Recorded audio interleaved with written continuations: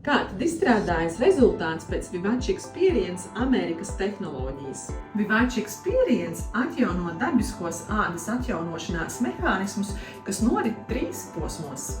Pirmais posms – reģenerācijas fāze, kas notiek līdz 72 stundām pēc procedūras.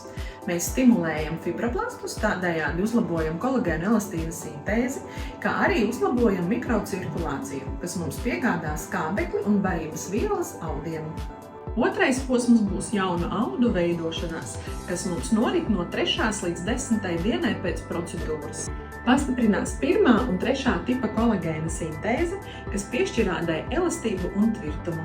Aktivizējas hialurona skābes sintēze, kas veicina ādas mitrināšanu un tās atjaunošanos. Notiek jaunu kapilāru veidošanās, uzlabojot ādas asinsriti. Trešais posms – pārstrukturēšanās fāze, kas notiek no 10 dienām līdz 6 mēnešiem pēc procedūras. Veidojas izturīgs kolagēna un elastīna tīkls, kas nostiprina ādu. Tādā veidā mēs panākam ādas nostiepšanos un iegūstam jauneklīgāku ādas izskatu.